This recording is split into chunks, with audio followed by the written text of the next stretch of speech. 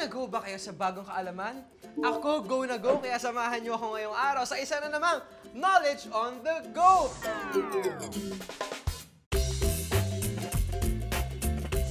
At sino kaya ang cute na chikiting na kasama ko ngayong umaga? What's your name? My name is Jean Abigail B. Kagawan. Anong favorite subject ni Abby? Math po. Alright, o sige. Tingnan natin kung ano yan. Go!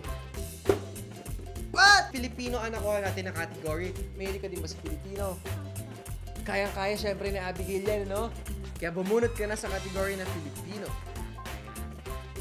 Ang tanong ko sa'yo, Abby, go na go ka ba sa Knowledge on the Go? Go na! Go na! Ito na ang katanungan mula sa category na Filipino. Uri ng pangungusap na nagsasalaysay o nagkukwento. Letter A, patanong. B, pautos. C, pasalaysay. Or letter D, padamdam. Letter C po. Letter C, Opo. pasalaysay. Opo. Correct! Hey, ang galing-galing mo naman. Alam mo ba, Abby, ang panandang ginagamit sa pasalaysay na pangungusap ay tuldok. Sobrang galing mo. Ito ang prize ko para sa'yo. Congratulations! Thank you po. Congrats. Ayan. Grabe.